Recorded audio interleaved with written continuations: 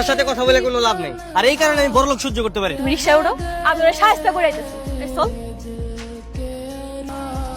তোমার অনেক সুন্দর একটা শাড়ি দেখাবো, তোমার খুব ভালো লাগবে। আসো, এই শাড়িটা অনেক সুন্দর না? তুমি মনে হয় মন খারাপ করছো না? মন খারাপ করো না, আমি তোমার এই শাড়িটা কিনে দিতে পারি না। আসলে বড় লোকরা এরকমই হয়, গরিব শখ আল্লাহ তারা বুঝে না।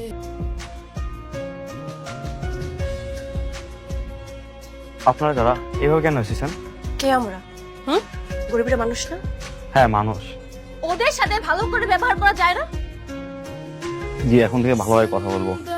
তোকে আমি ওয়ার্নিং দিয়ে গেলাম, নেক্সট টাইম যদি কখনো দেখছিস তুই গরিব বা সাধারণ মানুষের সাথে এইভাবে আচরণ করেছিস, ওই দিন তোর শেষ দিন। জি ম্যাডাম। শাড়িটা প্যাক কর। জি ম্যাডাম। বৃষ্টি কই?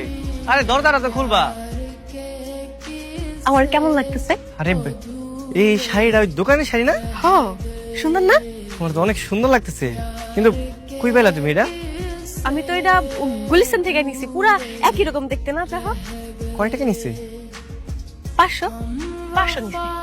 হাই হাই, দেখছো? আর এই শাড়িটার শোরুমে 15,000 টাকা দাম দিয়ে রাখছে। বড় লোক টাকার কোনো দাম নেই, মানে এই কারণে আমি বড় লোক সহ্য করতে পারি। আচ্ছা, সত্যি করে একটা কথা কও তো, তুমি কি সব বড় লোকরা এমন খারাপ মনে করো? সবাই রে না, কিন্তু কিছু কিছু মানুষ।